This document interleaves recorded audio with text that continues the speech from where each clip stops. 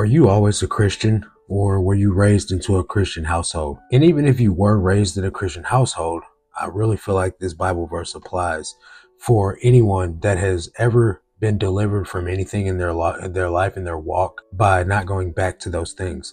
Luke chapter 9, verse 62 says, Jesus said to him, "No one who puts his hand to the plow and looks back is fit for the kingdom of God." And I think this is very powerful for anyone that hasn't always been a Christian, that can possibly start to look back at their memories, or they go back around certain people or places, or they hear a song on the radio from when they weren't saved and listening to worship music, or Facebook posts that pop back up on your memories from years ago when you weren't walking with the Lord. And these things happen to all of us. I get Facebook memories from 2016 all the time when I wasn't walking with the Lord. And it reminds me not only of how messed up I was, but how in those moments I thought that I was having a good time. I thought that I was living life, you know what I mean? And in the times where we're reminiscing, we can romanticize things. We can look at things with a foggy lens, and we could remember them in a way that they truly weren't.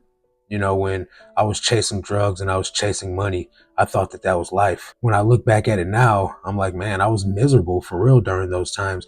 No matter how high I stayed or how much money I had, I was not happy. When we look back, just like with a plow, the study notes say that anyone that puts their hands to a plow and looks back, it quickly veers off course. If we are trying to focus on Jesus and we start looking back at the world, or we start looking back at the way that we used to live, we can quickly veer off course because we'll stop focusing on Jesus and start romanticizing the things of our past, or making decisions that are worldly, that don't honor the Lord.